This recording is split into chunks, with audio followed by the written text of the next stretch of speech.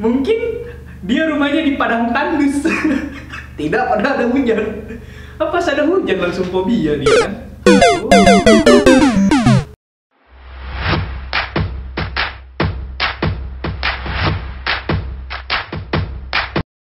Assalamualaikum Sobat Muda Entrepreneur, dimanapun kalian berada, maupun kalian sedang sendiri atau bersama pasangan. Iya. Ngeri banget. Kalau informasi ngebahas tips and trick itu udah biasa. Sekarang gue pengen sesuatu yang baru gitu. Biasanya gue diri. Sekarang gue maunya duduk, capek berdiri terus. Dan jam sehari, aduh. mengganggu pikiran gue, mengganggu. Aduh, ini geserin dikit. Oke. Aman. Oke, sip. Oke, jadi informasi kali ini gue pengen ngebahas tentang fobia unik yang jarang diketahui. Ini gue dapat artikel dari Halodoc. Nah, oke, langsung aja nih daripada berlama-lama. Oh iya, lupa intronya. Oke, welcome to informasi.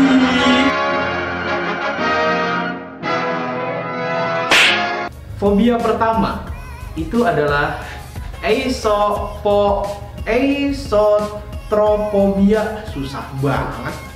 Eisotropobia. Nah, eisotropobia ini adalah ketakutan fobia melihat cermin. Loh, kok takut? Kenapa, emang ada masalah gitu sama mukanya apa gimana? Ada. Diem dong. Ini para hadirin dimohon untuk diam. Fobia melihat cermin atau lebih khususnya melihat bayangan sendiri di cermin. Tapi kayaknya itu nggak berlaku untuk orang cantik dan ganteng. Iya. Bercanda. Melihat ke cermin menyebabkan orang dengan eisotropobia malu atau tertekan. Ada cermin. Oh, dia pasti langsung panik gitu kan. Aduh, langsung insecure gitu. Bahkan dapat menyebabkan depresi. Wah, dapat menyebabkan depresi. Ini aneh banget. Fobianya parah banget ini, sampai depresi cuman ngelihat cermin, ngelihat bayangan diri sendiri. Oke. Kita lanjut yang kedua. Ombrophobia. Yang kedua nih, orang yang mengalami ombrophobia merasa takut akan hujan. Mungkin dia rumahnya di padang tandus. Tidak pernah ada hujan. Pas ada hujan langsung fobia dia. Ombrophobia sebenarnya termasuk dalam fobia lingkungan. Orang-orang yang mengalami fobia ini memerlukan pengetahuan yang berhubungan dengan cuaca. Oh, berarti install aplikasi BMKG mungkin atau Google Cuaca gitu kan. Alasannya pengidapnya terbebani dengan pemahaman yang lebih besar tentang bahaya potensial yang berkaitan dengan cuaca buruk. Ya gimana ya, yang namanya cuaca gitu kan? Ya cuaca yang misalnya hujan terus juga nggak baik, panas terus juga nggak baik, makanya ya balance gitu. Kadang panasnya panas banget, hujannya deres banget gitu sampai dingin. Ya, itu tuh emang udah diatur sama yang maha kuasa. Nah, yang ketiga ada phonophobia.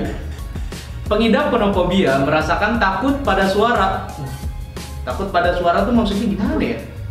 Ketakutan itu terjadi dengan tidak normal dan tidak beralasan. Loh, masa iya tiba-tiba takut sama suara sih? Aneh. Suara-suara yang ditakuti sebenarnya adalah suara yang normal terjadi setiap hari.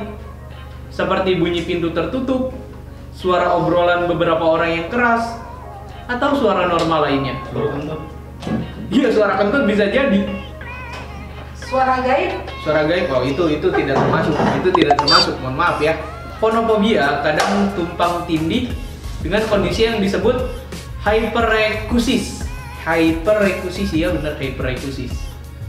Yang merupakan reaksi kuat yang tidak normal terhadap suara yang berasal dari otak kamu yang memproses kebisingan. Jadi ini merasakan takut pada suara, fobia sama suara. Emang kenapa ya?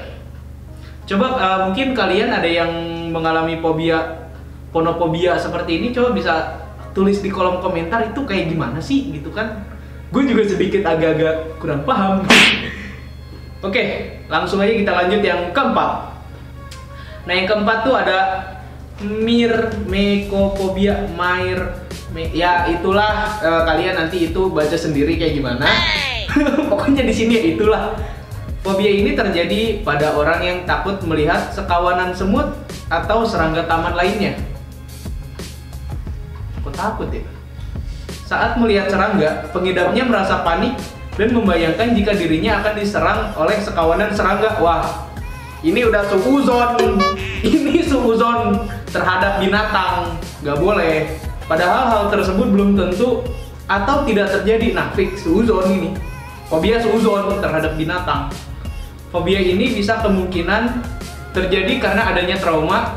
Misalnya seseorang pernah diserang sekawanan lebah. Oke, langsung kita lanjut yang kelima. Nah, yang kelima ini ada thalassofobia. Thalassofobia ini kenapa gue ketawa? Karena mungkin gue salah satu pengidap thalassofobia. Nah, ini nih gue banget lagi, bukan gimana ya? Ya gue nih salah satunya gitu kan. Fobia ini adalah rasa takut terhadap lautan atau perairan yang luas. Ya pokoknya laut dalam gitu, wah pokoknya ngeri. Terbuka dan dalam. Orang yang mengalami thalassofobia memiliki pikiran yang buruk mengenai makhluk laut yang ada di dalam lautan. Ya kan kita nggak tahu gitu kan, bayangin aja laut seluas itu. Ingat, 70% bumi adalah air. Tuh, makanya ngeri banget gitu kan. Nggak tahu gitu, paus saya gede banget. Siapa tahu ada yang lebih gede lagi. Nah itu. Terkadang penyebabnya tidak beralasan, namun juga bisa karena adanya trauma. A 10-foot-long, 300-pound tiger shark skirts two other swimmers. Mads turns just as it grabs his thigh. If it severs his femoral artery, he's dead. But when Mads pushes, incredibly, it releases him. He still has his leg, but he isn't out of trouble. The dive master grabs him and helps him toward the surface, but he's trailing blood. And if he severed an artery, he only has... Langsung yang keenam. Yang keenam adalah fobia masa lalu. Fobia masa lalu. Yang keenam adalah fobia masa lalu. Fobia masa lalu. Banyak orang-orang yang percaya pada reinkarnasi. Lu tuh fobia masa lalu. Itu tolong jangan dibawa ke sini ya. Itu masalah pribadi. Oke. Lanjut. Banyak orang-orang yang percaya pada reinkarnasi dan yang mengklaim bahwa mereka mengingat secara detail dari kehidupan masa lalu mereka. Studi dari University of Virginia mengungkapkan bahwa beberapa orang yang mengaku mengingat kehidupan mereka sebelumnya mengalami fobia yang tidak bisa terkait kehidupan masa lalu itu, khususnya mengenai cara mereka meninggal. Misalnya, seseorang yang merasa takut yang kuat saat melihat air karena menurutnya dia akan tenggelam dalam kehidupan masa lalunya. Damn!